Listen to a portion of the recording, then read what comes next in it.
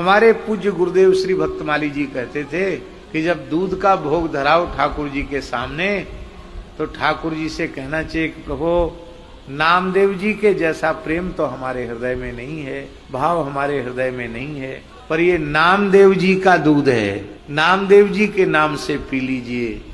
तो ठाकुर जी को नामदेव जी का स्मरण कराएंगे तो आपके दूध को भी पी लेंगे।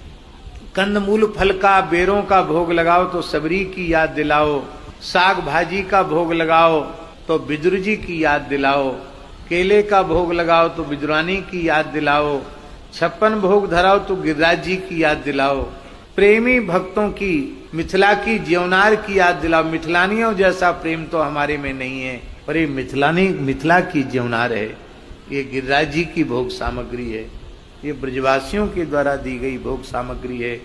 ब्रजवासियों जैसा प्रेम हमारे में नहीं है और आप ब्रजवासियों के नाम से इसको ग्रहण कर लें। विग्रह की सेवा में सिद्धि तत्काल होती है, विग्रह सेवा में सिद्धि तत्काल होती, बहुत जल्दी सिद्धि होती है श्री विग्रह की सेवा में।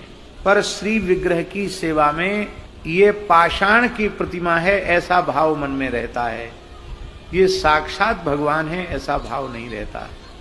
ऐसा भाव मन में रहेगा तो कोई न कोई अद्भुत लीला हो जाएगी। विग्रह में ये धातु का विग्रह नहीं है, पाषाण का विग्रह नहीं, साक्षात भगवान है, ये भाव हो।